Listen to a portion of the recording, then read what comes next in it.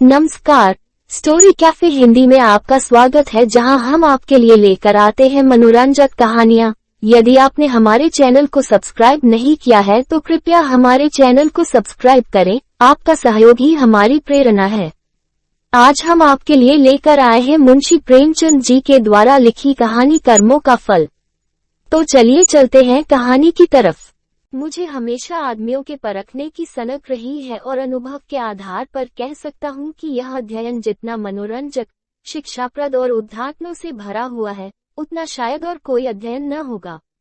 लेकिन अपने दोस्त लाला साइंदयाल से बहुत अरसे तक दोस्ती और बेतकल्लुफी के संबंध रहने पर भी मुझे उनकी थाह न मिली। मुझे ऐसे दुर्बल शरीर में ज्ञानियों की सी शांति और संतोष देखकर आश्चर्य होता था, जो एक नाजुक पौधे की तरह मुसीबतों के झोंकों में भी अचल और अटल रहता था। जो वह बहुत ही मामूली दर्जे का आदमी था, जिसमें मानव कमजोरियों की कमी न थी।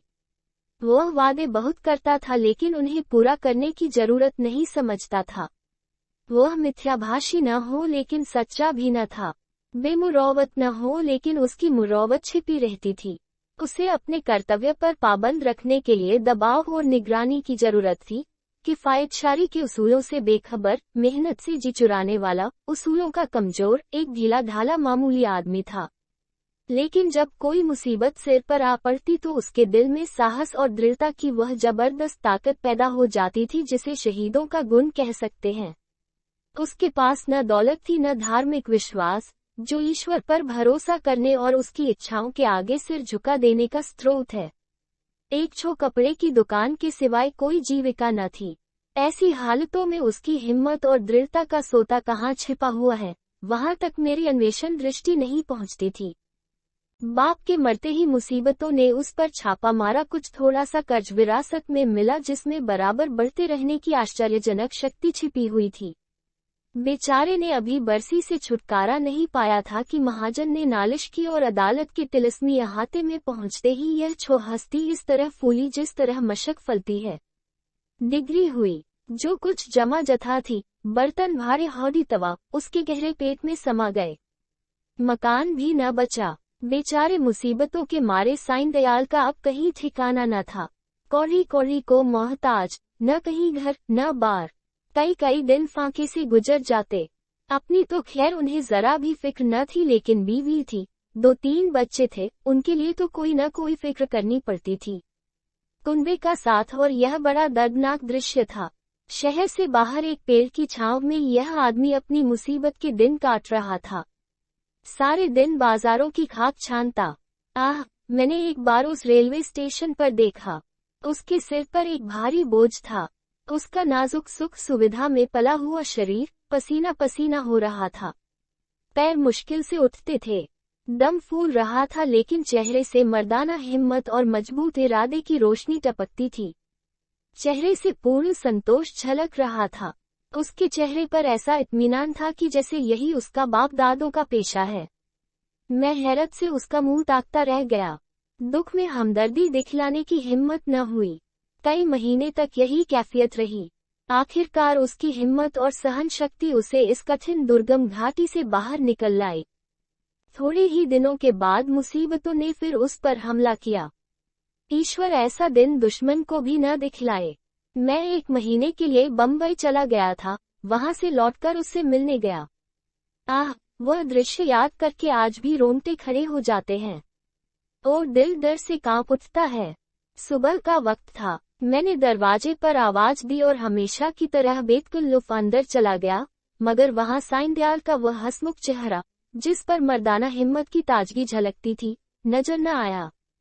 मैं 1 महीने के बाद उनके घर जाऊं और वह आंखों से रोते लेकिन होंठों से हंसते दौड़कर मेरे गले लिप न जाए। जरूर कोई आफत है। उसकी बीवी सिर झुकाए आई और मुझे उसके कमरे में ले गई। मेरा दिल बैठ गया। साइंदयाल एक चारपाई पर मैले कुचले कपड़े लपेटे, आंखें बंद किए, बड़ा दर्द से कराह रहा था। जिस्म और बिछौने पर मक्खियों के गुच्छे बैठे हुए थे। आहट पाते ही उसने मेरी तरफ देखा। मेरे जिगर के टुकड़े हो गए। हड्डियों का ढांचा रह गया था। दुर्बलता की इससे ज्यादा सच्ची और करुणा तस्वीर नहीं हो सकती। उसकी बीवी ने मेरी तरफ निराश भरी आंखों से देखा। मेरी आंसू भर आए। उस सिमटे हुए ढांचे में बीमारी को भी मुश्किल से जगह मिलती होगी, जिंदगी का क्या जिक्र।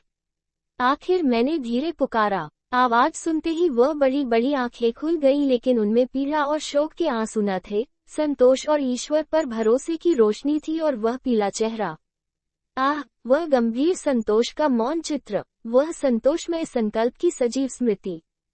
उसके पीलेपन में मर्दाना हिम्मत की लाली झलकती थी। मैं उसकी सूरत देखकर घबरा गया। क्या यह बुझते हुए चिराग की आखिरी झलक तो नहीं है? मेरी सहमी हुई सूरत देखकर वह मुस्कुराया और बहुत धीमी आवाज में बोला, तुम ऐसे उदास क्यों हो? यह सब मेरे कर्मों का फल है। मगर कुछ अजब बदकिस्मत आदमी था। मुसीबतों को उससे कुछ खास मोहब्बत थी। किसे उम्मीद थी कि वह उस प्राणघातक रोग से मुक्ति पाएगा? डॉक्टरों ने भी जवाब दे दिया था। मौत के मुंह से निकल आया। अगर भविष्य का जरा भी ज्ञान होता तो सबसे पहले मैं उसे जहर दे देता। आह, उस शोकपूर्ण घटना को याद करके कलेजा मुंह को आता है। धिक्कार है इस जिंदगी पर कि बाप अपनी आंखों से अपनी इकलौते बेटे का शोक देखे। कैसा हंसमुख, कैसा खूबसूरत, होनहार लड़का था, कैसा सुशील, कैसा मधुरभाषी। जालिम मौत ने उसे छांट लिया। प्लेग की दुहाई मची हुई थी। शाम को गिल्टी निकली और सुबह को कैसी मनहूस अशुभ सुबह थी। वह जिंदगी सवेरे के चिराग की तरह बुझ गई। मैं उस वक्त उस बच्चे के पास बैठा हुआ था और साइंदयाल दीवार का सहारा लिए हुए खामोशा आसमान की तरफ देखता था। मेरी और उसकी आंखों के सामने जालिम और बेरहम मौत ने उस बच्चे को हमारी गोद से छीन लिया।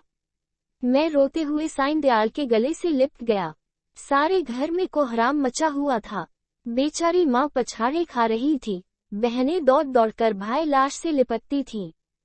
और जरा देर के लिए ईर्ष्या ने भी संवेदना के आगे सिर झुका दिया था। मोहल्ले की औरतों को आंस बहाने के लिए दिल पर जोर डालने की जरूरत न थी। जब मेरे आंसू थमे तो मैंने साइंदयाल की तरफ देखा। आंखों में तो आंसू भरे हुए थे। आह, संतोष का आंखों पर कोई बस नहीं, लेकिन चेहरे पर मर्दाना दृढ़ता और समर्पण का रंग स्पष्ट था। इस दुख की बाढ़ और तूफानों में भी शांति की नया उसके दिल को डूबने से बचाए हुए थी। इस दृश्य ने मुझे चकित नहीं स्तंभित कर दिया। संभावनाओं की सीमाएं कितनी ही व्यापक हो, ऐसी हृदय विदारक स्थिति में होश हवास और इत्मीनान को कायम रखना उन सीमाओं से परे है। लेकिन इस दृष्टि से साइंदयाल मानव नहीं, अति मानव था। मैंने रोते हुए कहा, भाई साहब, अब संतोष की परीक्षा का अवसर है। उसने दृढ़ता से उत्तर दिया, हाँ, यह कर्मों का फल है।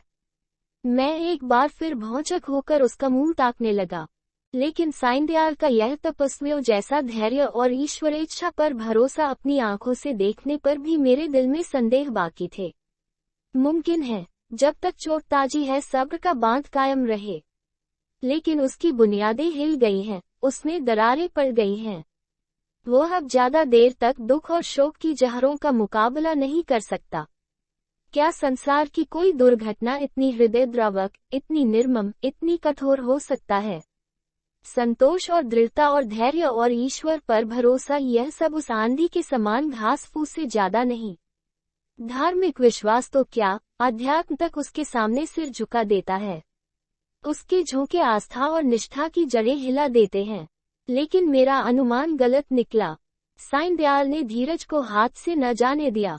वह बदस्तूर जिंदगी के कामों में लग गया। दोस्तों की मुलाकातें और नदी के किनारे की सैर और तफरीह और मेलों की चहल पहल, इन दिलचस्पियों में उसके दिल को खींचने की ताकत अब भी बाकी थी। मैं उसकी एक एक क्रिया को, एक एक बात को गौर से देखता और पढ़ता। मैंने दोस्ती के नियम कायदों को भुलाकर उसे उस हालत में देखा जहां उसके विचारों के सिवा और कोई न था।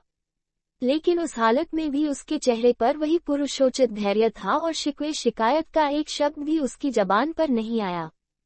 इसी बीच मेरी छोटी लड़की चंद्रमुखी निमोनिया की भेंट चढ़ गई। दिन के धंधे से फुर्सत पाकर जब मैं घर पर आता और उसे प्यार से गोद में उठा लेता तो मेरे हृदय को जो आनंद और आत्मिक शक्ति मिलती थी, उसे शब्दों में नहीं व्यक्त कर सकता। उसकी अदाएं सिर्फ दिल को लुभाने वाली नहीं, गम को भुलाने वाली हैं। जिस वक्त वह हुमक कर मेरी गोद में आती तो मुझे तीनों लोक की संपत्ति मिल जाती थी। उसकी शरारतें कितनी मनमोहक थीं। अब हुक्के में मजा नहीं रहा, कोई चिलम को गिराने वाला नहीं। खाने में मजा नहीं आता, कोई थाली के पास बैठा हुआ उस पर हमला करने वाला नहीं। मैं उसकी लाश को गोद में लिए बिलख बिलख कर रो रहा था। यही जी चाहता था कि अपनी जिंदगी का खात्मा कर दूं। यकायक मैंने साईं दयाल को आते देखा। मैंने फौरन आंसू पोंछ डाले और उस नन्ही सी जान को जमीन पर लिटाकर बाहर निकल आया। उस धैर्य और संतोष के देवता ने मेरी तरफ संवेदनशील की आंखों से देखा और मेरे गले से लिपटकर रोने लगा। मैंने कभी उसे इस तरह चीखें मारकर रोते नहीं देखा। रोते रोते उसी हिचकियां बंद गईं, बेचैनी से बेसुध और बेहार हो गया। यह वही आदमी है जिसका इकलौता बेटा मरा और माथे पर बल नहीं आया। यह कायापलट क्यों? इस शोकपूर्ण घटना के कई दिन बाद जबकि दुखी दिल संभलने लगा, एक रोज हम दोनों नदी की सैर को गए। शाम का वक्त था। नदी कहीं सुनहरी, कहीं नीली, कहीं काली, किसी थके हुए मुसाफिर की तरह धीरे धीरे बह रही थी। हम दूर जाकर एक टीले पर बैठ गए लेकिन बातचीत करने को जीना चाहता था। नदी के मौन प्रवाह ने हमको भी अपने विचारों में डुबो दिया। नदी की लहरें विचारों की लहरों को पैदा कर देती हैं। मुझे ऐसा मालूम हुआ कि प्यारी चंद्रमुखी लहरों की गोद में बैठी मुस्करा रही है। मैं चौंक पड़ा और अपने आंसुओं को छिपाने के लिए नदी में मुंह धोने लगा। साईं दयाल ने कहा, भाई साहब, दिल को मजबूत करो, इस तरह कुढ़ोगे तो जरूर बीमार हो जाओगे। मैंने जवाब दिया, ईश्वर ने जितना संयम तुम्हें दिया है उसमें से थोड़ा सा मुझे भी दे दो, मेरे दिल में इतनी ताकत कहाँ। साईं दयाल मुस्कुराकर मेरी तरफ ताकने लगे। मैंने उसी सिलसिले में कहा, किताबों में तो दृढ़ता और संतोष की बहुत सी कहानियां पढ़ी हैं, मगर सच मानो कि तुम जैसा दृढ़, कठिनाइयों में सीधा खड़ा रहने वाला आदमी आज तक मेरी नजर से नहीं गुजरा। तुम जानते हो कि मुझे मानव स्वभाव के अध्ययन का हमेशा से शौक है, लेकिन मेरे अनुभव में तुम अपनी तरह के अकेले आदमी हो। मैं यह न मानूंगा कि तुम्हारे दिल में दर्द और भुलावट नहीं है। उसे मैं अपनी आंखों से देख चुका हूँ।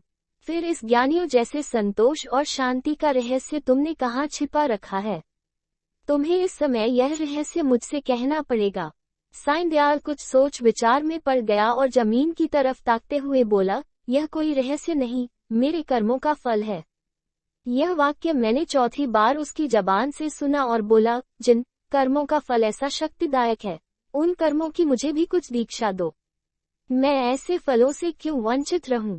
साईं दयाल ने व्याथापूर्ण स्वर में कहा, ईश्वर न करे कि तुम ऐसा कर्म करो और तुम्हारी जिंदगी पर उसका काला दाग लगे। मैंने जो कुछ किया है वह मुझे ऐसा लज्जाजनक और ऐसा घृणित मालूम होता है कि उसकी मुझे जो कुछ सजा मिले, मैं उसे खुशी के साथ झेलने को तैयार हूँ। मैंने एक ऐसे पवित्र खानदान को, जहाँ मेरा विश्वास और मेरी प्रतिष्ठा थी, अपनी वासनाओं की गंदगी में लिथिड़ा, और एक ऐसे पवित्र हृदय को जिसमें मोहब्बत का दर्द था, जो सौंदर्य वाटिका की एक अनोखी नई खिली हुई कली थी और सच्चाई थी, उस पवित्र हृदय में मैंने पाप और विश्वासघात का बीज हमेशा के लिए बो दिया। यह पाप है जो मुझसे हुआ है और उसका पल्ला उन मुसीबतों से बहुत भारी है जो मेरे ऊपर अब तक पड़ी है या आगे चलकर पड़ेंगी।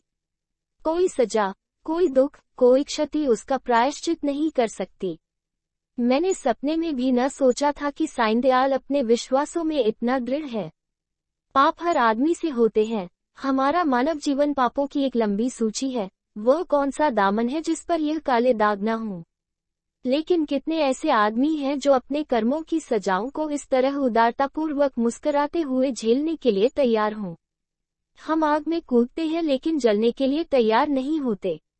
मैं साईं दयाल को हमेशा इज्जत की निगाह से देखता हूँ। इन बातों को सुनकर मेरी नजरों में उसकी इज्जत तिगुनी हो गई। एक मामूली दुनियादार आदमी के सीने में एक फकीर का दिल छिपा हुआ था जिसमें ज्ञान की ज्योति चमकती थी।